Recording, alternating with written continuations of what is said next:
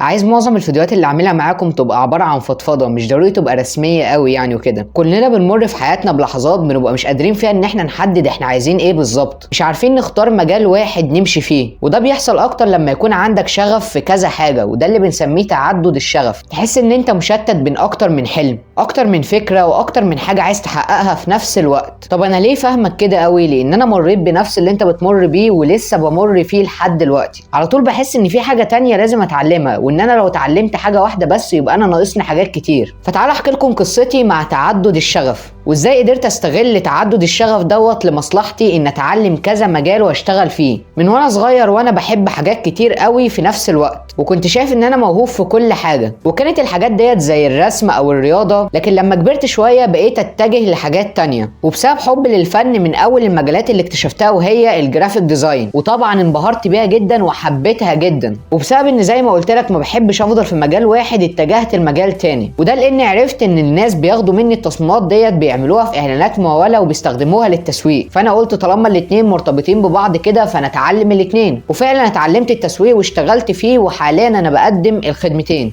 وده اللي يقول لك انا ليه في السن دوت بقدم اكتر من خدمه في نفس الوقت، مع ان في ناس كبيره واكبر مني بكتير بيقدموا خدمه واحده بس. فهنا ممكن تقولي ان تعدد الشغف فادني. حته ان انا مش قادر اركز في شغف معين ممكن بعض الناس تشوف ان هو عيب، لكن انا شايفه ان هو ميزه، لان هو خلاني افهم مجالات كتيره جدا في نفس الوقت. لكن زي ما هو ميزه كبيره جدا في حياتي فاكيد هو ليه عيب. وعيب الموضوع دوت هو ان انت بسبب ان انت مركز في كذا حاجه في نفس الوقت انت ممكن ما تديش لكل حاجه حقها. لان انا يوم ما اتعلمت الجرافيك بعد كده نقلت على التسويق على طول، ما كنتش لسه عرفت الجرافيك كله، او ما كنتش خبير بالموضوع، انا يا دوبك فهمت الاساسيات. وانا اكتشفت حاجه زي ديت قريب جدا ورجعت واتعلمت الجرافيك بالتفاصيل. ولو عايزين نعمل فيديو احكي لكم فيه قصتي ان انا نقلت من الجرافيك للتسويق اكتب لي في التعليقات. ممكن بعض الناس تبص لتعدد الشغف ان هو حاجه وحشه جدا، لان انت بتتعلم اكتر من مجال ما لهمش علاقه ببعض، وممكن في الاخر تسيب كل المجالات ديت وتقعد في البيت. لكن انا الموضوع كان معايا مختلف جدا، لان انا اتعلمت الجرافيك بعد كده اتعلمت التسويق وكمان كنت متعلم البرمجه،